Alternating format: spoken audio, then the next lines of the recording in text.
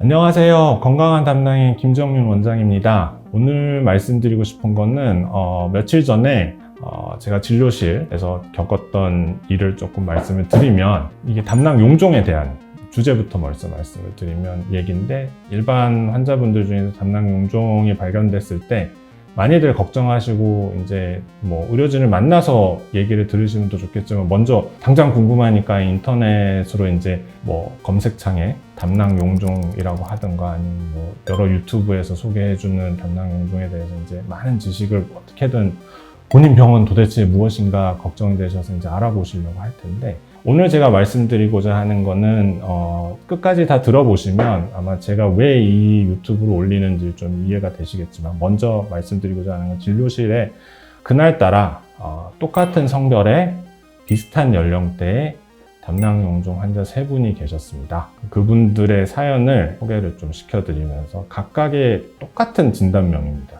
담낭 용종.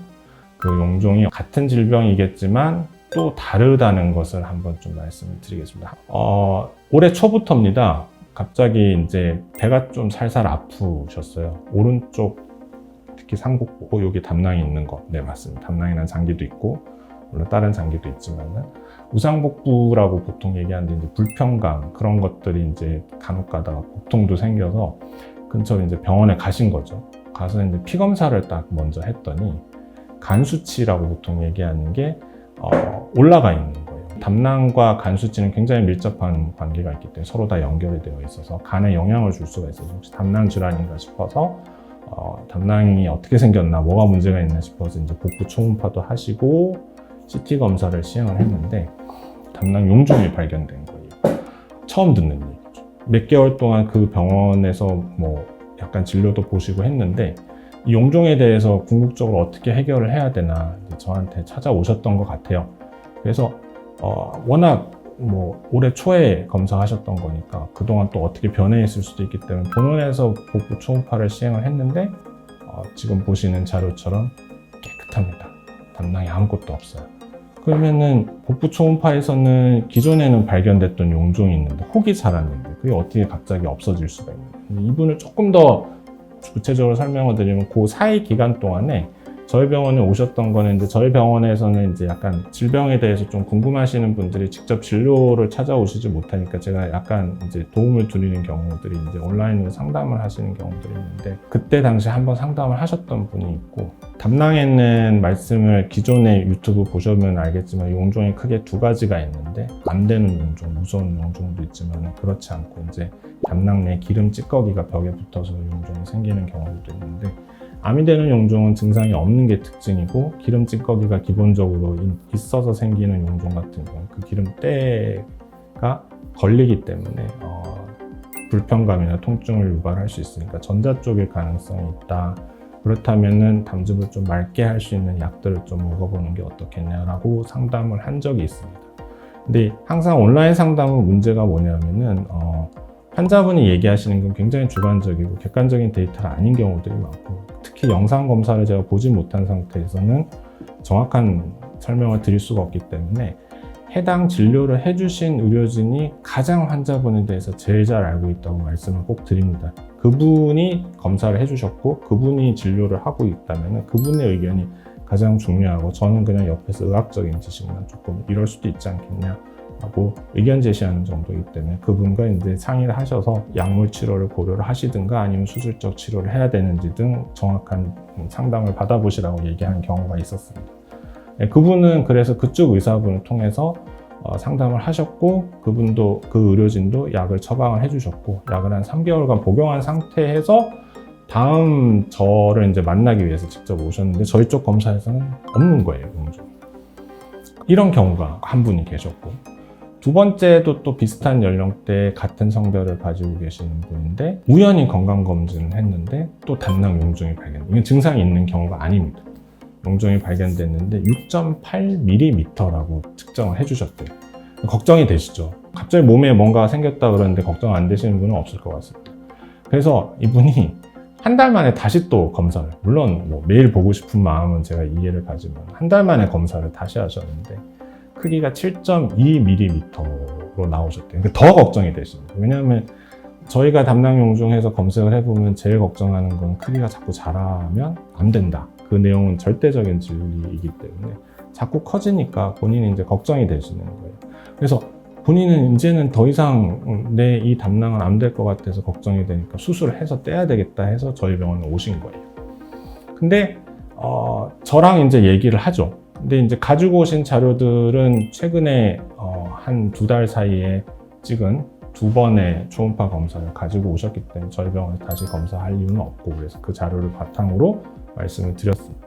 원칙대로. 어떤 말씀을 드렸냐면, 의사들은 1cm보다 크지 않은 담낭용중은 하나도 걱정을 안 합니다. 왜냐하면 1cm가 됐다고 해서 안 되는 것도 아니고 그 전의 크기에서는 암을 걱정하실 만한 크기가 아니니까 이거는 계속 장기를 희생해서 지금 담낭을 없애버릴 이유가 전혀 없습니다. 가지고 잘 쓰시고 정기적으로 용종의 크기가 정말로 커지는지, 정말로 1cm가 넘는지를 한번 보시라고.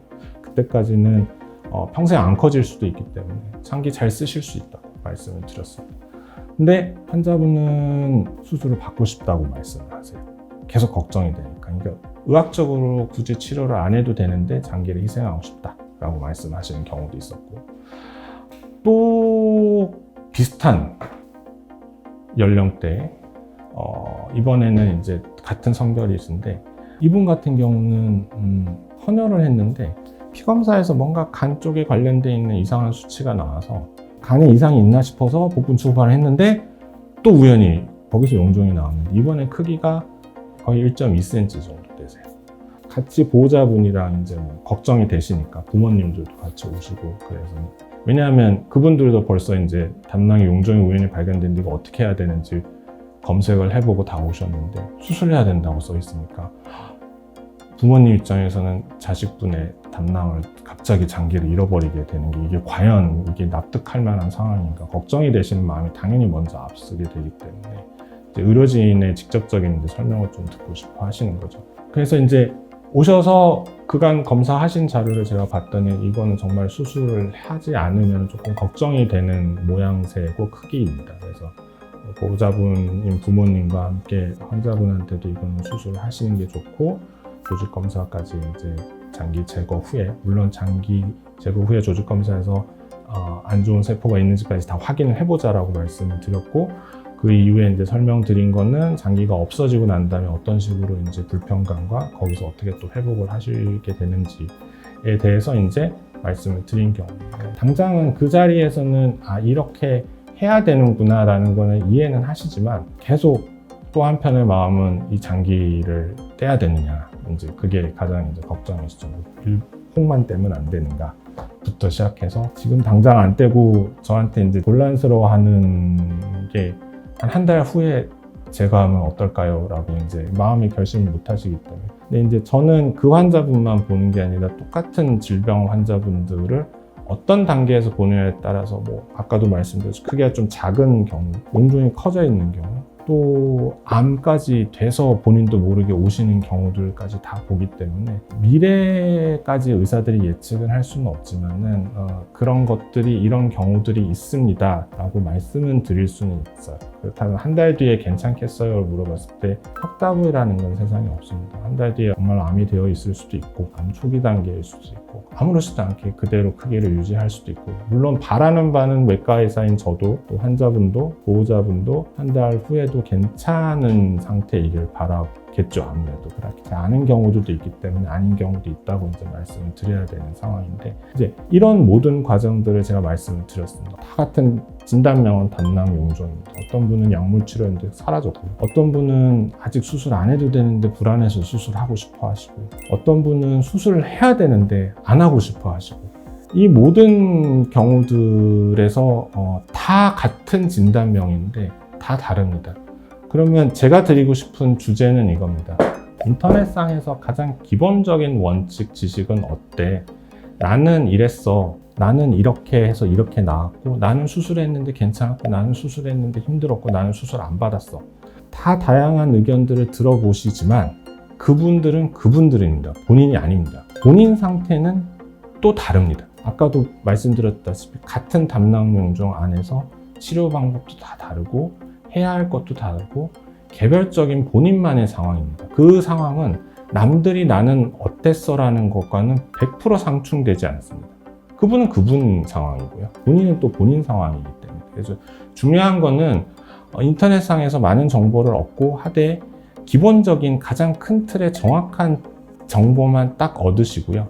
의료진과 진단이 되시면은 한 번쯤은 지식은 알고 계시되 같이 얘기를 나눠보시고 나의 경우는 이런 경우구나라는 걸 알게 되는 거는 인터넷 자료를 통해서는 알기가 조금 오류가 많이 생기는 것 같아요. 그래서 얻는 정보도 있지만은 그거를 이건 나다 라고 바로 적용을 시키시는 거는 조금 위험할 수도 있기 때문에 항상 근처에 있는 의료진과 상의를 잘 하시고 본인에 대해서 정확히 질병에 대해서 알고 계시는 게 좋을 것 같습니다.